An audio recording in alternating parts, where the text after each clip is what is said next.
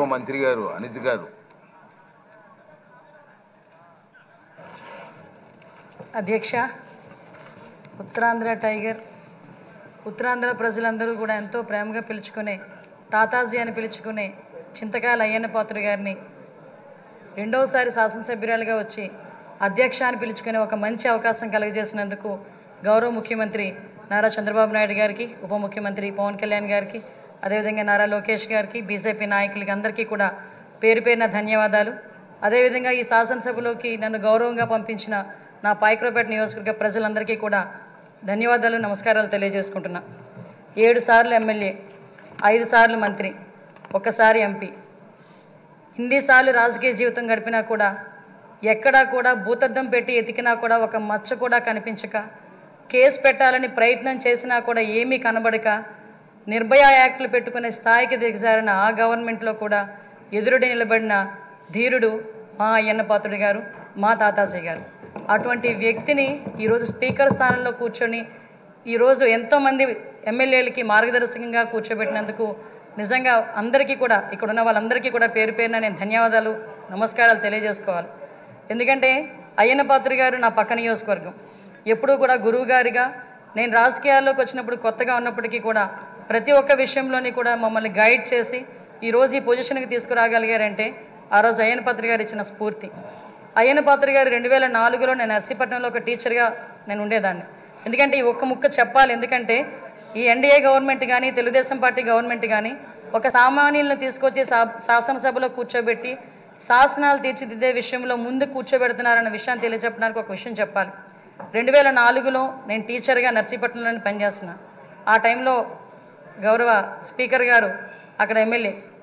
ఆ రోజు నేను వెళ్ళి మీకు బొకే కూడా ఇచ్చున్నా, మీ జన్మదినానికి వచ్చి మేము శుభాకాంక్షలు తెలియజెప్పడానికి యాజ్ ఎ టీచర్గా. మళ్ళీ ఈరోజు ఇక్కడ కూర్చొని ఒక శాసనసభలో ఒక మంత్రిగా, ఒక స్పీకర్గా మీకు ధన్యవాదాలు తెలియజేసుకునే ఒక మంచి అవకాశం ఇచ్చినందుకు తెలుగుదేశం పార్టీ అధినేతగా చంద్రబాబు నాయుడు గారికి అందరి తరపున నేను ధన్యవాదాలు, నమస్కారాలు తెలియజేసుకోవాలి. ముఖ్యంగా మీరు చాలామంది ఇప్పుడు చెప్పారు, 40 సంవత్సరాల సుదీర్ఘ రాజకీయ చరిత్ర, ఎక్కడా కూడా మచ్చలేదు, ఎన్నో పోర్ట్ఫోలియోలు చేశారు, ఎంపీగా చేశారు.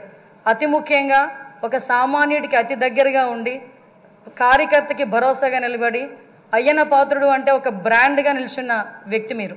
ఇవన్నీ జరగడమే కాకుండా మొన్న 2019 అంటే ఇంతవరకు మనం ఎంతవరకు పనిచేసామనేది ఒక ఎత్తు అయితే 2019 నుంచి 2024 వరకు ఉన్న పీరియడ్ని మనం ఒక బ్లాక్ పీరియడ్ కింద తీసుకోవాలి రాజకీయ చరిత్రలోనే. ఎందుకనంటే ఒక శాసనసభ నడిపించడం చేత కాదు, ఒక అడ్మినిస్ట్రేషన్ చేయడం చేత కాక ఒక నియంత పరిపాలనలో ఆంధ్రప్రదేశ్ రాష్ట్రం అట్టడుగుపోయిందన్న సంగతి మనందరికీ తెలుసు. చాలా సందర్భాల్లో తమరితో కూర్చునేటప్పుడు కూడా నేను ఇన్ని సంవత్సరాలు రాజకీయంలో ఉన్నాను కానీ ఇలాంటి ముఖ్యమంత్రిని చూడలేదు అని ఒక్కొక్క సందర్భంలో మీరు మీ భాషలో చెప్పిన సందర్భాన్ని కూడా ఇక్కడ గుర్తు చేసుకోవాలి. ఎందుకనంటే ఇన్ని సందర్భాలు ఒక ఎత్తు అయితే ఈ 5 సంవత్సరాలు మీరు ఎదుర్కొన్న సమస్యలు, నేను ఈ ఒక్క విషయంలోని కూడా మీ కుటుంబ సభ్యుల్ని కూడా నేను అప్రిషియేట్ చేయాలి సార్. ఎందుకంటే 40 సంవత్సరాల రాజకీయ చరిత్రలో మీరు ఎక్కడా కూడా ఒక మచ్చ లేకుండా మీ రాజకీయ ప్రస్థానం మీరు వెళ్తున్నారంటే అక్కడ మీ సతీమణిగా ఉన్న పద్మావతమ్మ కానీ, మీ కుమారులుగా ఉన్న విజయ్ రాజేష్ గారు కూడా, మా కుటుంబ సభ్యులందరూ కూడా మీకు సపోర్టివ్గా నిలబడ్డాం. లాస్ట్ 5 ఇయర్స్లో మనం చూసుకుంటే విజయ్, రాజేష్, అమ్మ ఈ ముగ్గురు కూడా ఎంతో బాధపడ్డారు. రాజకీయంలో ఉన్నందుకు మనం బాధపడడం, మనం ఆ ప్రాబ్లం ఫేస్ చేయడం అనేది ఒక ఎత్తు అయితే ఎక్కడా కూడా తొనకకుండా వెనకకుండా మీకు సపోర్ట్ చేయటం. ఆఖరికి ఎంత దారుణం అంటే మనవరాల్ని కూడా ఇంట్రాగేట్ చేశారు పోలీసులు వచ్చి. చిన్న పిల్ల 3 సంవత్సరాల పిల్లని కూడా ఇంట్రాగేట్ చేసి ఆ అమ్మాయిని కూడా భయకంపితులను చేశారు. అటువంటి సిచ్యువేషన్లో కూడా ఎక్కడ కూడా కదలలేదు. ఒక చిన్న 6 అడుగుల దూరం అని చూపించి గోడను కూల్చడానికి వందలాది మంది పోలీసులు మీ ఇంటి చుట్టుపక్కల పెట్టినా, సార్ ఎక్కడికైనా వెళ్ళండి, జైల్లో పెడితే మళ్ళీ ఇబ్బందులు పడతారేమో అంటే, వస్తే అరెస్ట్ చేయని అమ్మా ఏం చేస్తారు, మహా అయితే చచ్చేటప్పుడు కూడా అదే జెండాతో చచ్చిపోతాను తప్పించి ఏ రోజు కూడా జెండా మార్చకుండా నేను నిలబడతాను, అది నా రాజకీయ నైజం అని గర్వంగా చెప్పిన వ్యక్తి మా అయ్యన్న పాత్రుడు గారు. అటువంటి వ్యక్తి ఈరోజు సభా స్పీకర్ స్థానంలో ఉండటం నిజంగా మా అదృష్టంగా నేను భావిస్తున్నా. అదేవిధంగా ఈరోజు ఏదైతే ఇందాక మన నాయకులందరూ కూడా చెప్పున్నారు, లాస్ట్ 5 సంవత్సరాల్లో పరిస్థితి ఎలా ఉందంటే, ఇంకొక విషయం ఇక్కడ చెప్పాలి సార్. ఎందుకంటే ఈరోజు ఒక బీసీ నాయకుడిని, ఒక 40 సంవత్సరాల సుదీర్ఘ అనుభవం రాజకీయ అనుభవం ఉన్న ఒక నాయకుడిని సరైన పొజిషన్లో సరైన మనిషిని సరైన పొజిషన్లో కూర్చోబెట్టేటప్పుడు ప్రతిపక్ష హోదాలో ఉన్నవారు, ప్రతిపక్ష హోదా కూడా కాదు, మినిమం మా పార్టీ ఎమ్మెల్యేలు ఇక్కడికి వచ్చి పార్టీ సభ్యుల కింద మిమ్మల్ని కూర్చోబెట్టడం ఒక సంప్రదాయం. సాంప్రదాయాలకు విలువిచ్చే ఒక పార్టీగా, సాంప్రదాయాలు విలువిచ్చే అధికార పక్షంగా నిన్న కూడా ప్రమాణ స్వీకారాలు చేసేటప్పుడు 11 మందిలో ఒక ఎమ్మెల్యే మాత్రమే జగన్మోహన్ రెడ్డి అన్న వ్యక్తి, అతనికి ప్రతిపక్ష హోదా లేదు. అలాంటి వ్యక్తిని కూడా సీరియల్ ప్రకారమో ఆల్ఫాబెట్ ప్రకారమో పిలవకుండా ఒక గౌరవ మాజీ ముఖ్యమంత్రి అన్న ఒక హోదాలో మనం పిలిపించి మినిస్టర్స్ తర్వాత అతను ప్రమాణ స్వీకారం చేసే అవకాశం ఇచ్చాం. అది మన గౌరవం, మన సంప్రదాయం. అది కాకుండా ఈరోజు అటువంటి సంప్రదాయం ఎందుకు వాళ్ళు రిసీవ్ చేసుకోలేకపోతున్నారు? ఈరోజు ఒక బీసీ నాయకుని, ఆయన రాకపోతే పోయాడు, ఆయన పులివెందులు వెళ్తాడో ఎక్కడికి వెళ్తాడు. మిగతా సభ్యులను కూడా పిలిపించి కూర్చోబెట్టి మిమ్మల్ని ఆ స్థానంలో కూర్చోబెట్టని పిలిపించుంటే ఎంత గౌరవంగా ఉండేది. అంటే వాళ్ళకి గౌరవం ఇచ్చి పుచ్చుకోవడం కూడా చేత కాదన్న సంగతి ఈ ఒక్క సభ మొదటి రోజే మనందరికీ కూడా అర్థమైంది. నేను ఒకటే అప్పీల్ చేస్తున్నాను సార్, ఈ సభలో ఇంతకుముందు జరిగిన అవమానాలు కానీ, ఏ ఆడపిల్లకి కూడా ఇంతకుముందు జరిగిన అవమానాలు కానీ, ఏ ఒక్కరికి కూడా, ఆడపిల్లలకే కాదు ఇక్కడ శాసన సభ్యులకి కూడా ఎక్కడ కూడా ఎటువంటి అవమానాలు జరగకుండా చూసుకునే బాధ్యత. ఎందుకంటే నాయకుడిగా 40 సంవత్సరాల సుదీర్ఘ అనుభవం చంద్రబాబు నాయుడు గారి కంట కన్నీరు చూసింది ఈ అసెంబ్లీని. అటువంటి ఈ అసెంబ్లీలో ఆ రోజు కౌరవ సభగా ఉన్న అసెంబ్లీలోకి మళ్ళా గౌరవ సభగా వస్తానని చెప్పి ప్రమాణం చేసి ఇంతమంది సభ్యుల్లో గౌరవంగా మమ్మల్ని కూడా తీసుకొచ్చినందుకు ప్రత్యేకంగా ఆంధ్రప్రదేశ్ రాష్ట్ర ప్రజలందరికీ కూడా ధన్యవాదాలు తెలియజేసుకోవాలి.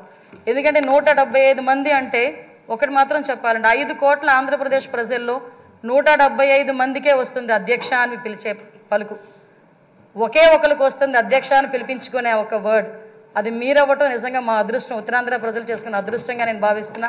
అటువంటి ఉత్తరాంధ్ర నుంచి వచ్చిన మీరు ఈరోజు ఇందాక పెద్దలు గౌరవనీయులందరూ చెప్పినట్టుగా ఉత్తరాంధ్ర ప్రజలకే కాదు ఆంధ్రప్రదేశ్ రాష్ట్ర ప్రజలకి, అదేవిధంగా భారతదేశంలోని స్పీకర్లందరికీ కూడా ఆదర్శప్రాయంగా ఉంటారని నేను మనస్ఫూర్తిగా నమ్ముతున్నా. మీకు ఆ బ్యాలెన్సింగ్ ఉంది సార్.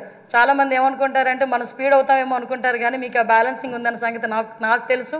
ఎందుకంటే మిమ్మల్ని అతి దగ్గరగా మీ కుటుంబ సభ్యురాలుగా నన్ను ఎప్పుడు కూడా ఒక కూతురుగా చూసుకుంటారు. అమ్మ కూడా ఎప్పుడు కూడా మమ్మల్ని అందరినీ కూడా ఆదరిస్తారు. మీకు ఇంకొక విషయం చెప్పి ముగిస్తాను సార్. నేను లాస్ట్ టైం గవర్నమెంట్లో ఏదైతే ఆడపిల్లల మీద ట్రోలింగ్ కానీ, సోషల్ మీడియాలో ట్రోలింగ్స్ కానీ, అదేవిధంగా వ్యక్తిగతంగా మాట్లాడడం కానీ, మీరే కాదండి అక్కడున్న చాలామంది అండి సోషల్ మీడియాలో బాధలు పడ్డాం. బయటకు వస్తే నోటుకు వచ్చినట్టు తిట్టారు. మీతో పాటు మాకు కూడా 23 కేసులు ఇంచుమించుగా కేసులు పరంపర నడుస్తుంది. మీరు నేను కలిపి ఉన్న కేసులు చాలా ఉన్నాయి, ఇంచుమించు 4-5 కేసులు ఉన్నాయి.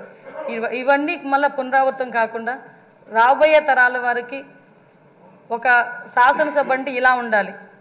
లాస్ట్ 5 years చాలామంది నాతో చెప్పారు, మేము పిల్లలతో కూర్చొని శాసనసభ చూడలేకపోతున్నాం.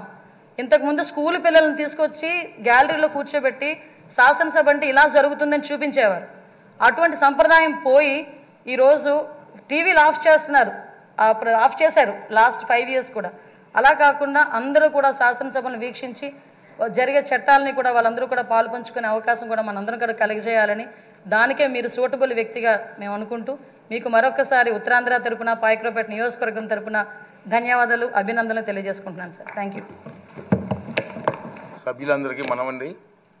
చాలామంది సభ్యులు మాట్లాడడానికి నేమ్స్ పంపించారు. అయితే మిగిలిన సభ్యులు